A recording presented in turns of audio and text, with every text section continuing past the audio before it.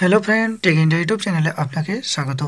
তো আজকে যে বিষয়টা আলোচনা করছি সেটা একবার দেখে নেন। 18% ডিএ সহ 25% বেতন বৃদ্ধি হলো রাজ্য সরকারি কর্মচারীদের, এবং এই বর্ধিত বেতন কিন্তু চলতি মাস থেকেই তাদের ব্যাংক অ্যাকাউন্টে ঢুকে গেল।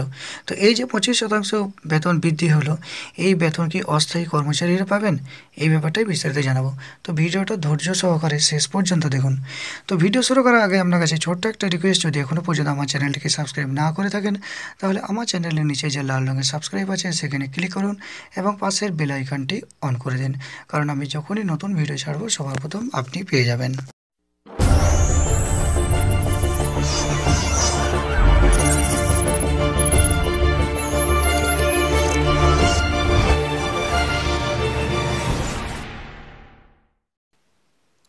তো দেখুন, এটা আজকের বর্তমান পত্রিকা, আজকে 31শে জানুয়ারি 2019।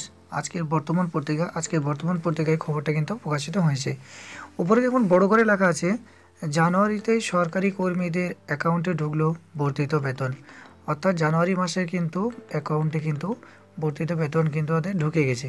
এটা কিন্তু বর্তমান পত্রিকায় প্রকাশিত হয়েছে। তো বিস্তারিত দেখুন, যেটা লেখা আছে সেটা আমি পড়ে শুনিয়ে দিচ্ছি বর্তমান পত্রিকা থেকে। এখান থেকে দেখুন লেখা আছে, ঘোষণা অনেক আগেই হয়েছিল। মহার্ঘ ভাতা ডিএ বৃদ্ধির ফলে বর্ধিত বেতন জানুয়ারির শেষে রাজ্য সরকারি কর্মীদের ব্যাংক অ্যাকাউন্টে ঢুকতে শুরু করেছে।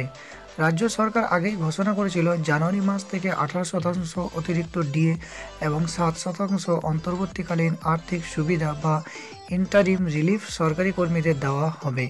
মূলত বেতনের উপর 25% করে বেতন বৃদ্ধি হওয়ার কথা, অর্থাৎ 10,000 টাকা মূল বেতন হলে বেতন বাড়বে 2,500 টাকা। তবে সরকারি কর্মী সংগঠন নেতাদের বক্তব্য, বাস্তবে 25%-এর কিছুটা কম বেতন বৃদ্ধি হয়েছে। বৃদ্ধির হার 22 থেকে 23% মতো। এর কারণ 2016 সালে যে 10% ইন্টারিম রিলিফ দেওয়া হয়েছিল সেটা জানুয়ারি থেকে বন্ধ হয়ে গিয়েছে। গ্রেড পে এর উপর এই ইন্টারিম রিলিফ দেওয়া হতো। পরবর্তী 2 বছরে কর্মীদের গ্রেড বাড়লেও ইন্টারিম রিলিফ একই ছিল। এখন পুরো মূল বেতনের উপরই বর্ধিত 18% ডিএ এবং 7% ইন্টারিম রিলিফ দেওয়া হচ্ছে। তো এটা একটা খুব বড় খবর। কেন্দ্রীয় যারা রাজ্য সরকারি কর্মচারী আছেন তাদের কিন্তু বেতন 25%-এর কাছাকাছি বেতন কিন্তু বেড়ে গেছে। আরও দেখুন লেখা আছে, কেন্দ্রীয় সরকারি কর্মীদের বেতন কমিশনের সুপারিশ 2016 সালে জানুয়ারি মাসে কার্যকর হয়। ওই সময় কেন্দ্রীয় কর্মীরা 125% হারে ডিএ পেতেন। বেতন কমিশনের সুপারিশ কার্যকর হওয়ার পর বেশ কয়েক দফায় কেন্দ্রীয় কর্মীদের ডিএ বেড়েছে।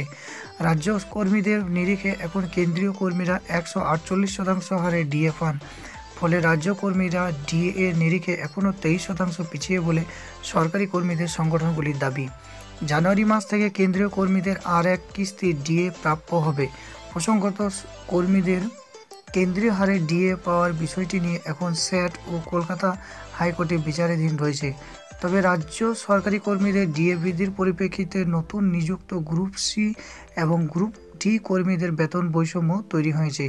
সরকারি সিদ্ধান্ত অনুযায়ী গ্রুপ সি কর্মচারীরা সরকারি চাকরির প্রথম 2 বছর ডিএ সহ অন্যান্য কয়েকটি ভাতা পান না, কিন্তু গ্রুপ ডি কর্মীদের ক্ষেত্রে এই বিধিনিষেধ নেই। এর ফলে গ্রুপ সির নতুন নিযুক্ত কর্মীদের বেতন হার গ্রুপ ডি এর তুলনায় নতুন কর্মীদের থেকে বেশি, কিন্তু ডিএ না পাওয়ার কারণে গ্রুপ ডি এর তুলনায় গ্রুপ সি কর্মীরা বেতন কম পাচ্ছেন। সম্প্রতি বিভিন্ন দপ্তরে পিএসসির মাধ্যমে গ্রুপ সি পদে বেশ কিছু কর্মী নিয়োগ হয়েছে। গ্রুপ ডি পদেরও নিয়োগ চলছে। এই অসঙ্গতি দূর করার জন্য সরকারের দৃষ্টি আকর্ষণ করছে তৃণমূল প্রভাবিত রাজ্য সরকারি সংগঠন। তো এটা একটা বড় খবর। যারা সরকারি কর্মচারী রয়েছেন তাদের কিন্তু জানুয়ারি মাস থেকেই বেতন বেড়ে গেছে অলরেডি, সেটা কিন্তু বর্তমান পত্রিকায় প্রকাশিত হয়েছে। তো আশা করি ভিডিওটা ভালো লাগবে। যদি ভিডিওটা ভালো লাগে অবশ্যই আপনারা ভিডিওটা নিচে একটা লাইক দেবেন এবং ভিডিওটা সবার মধ্যে শেয়ার করবেন।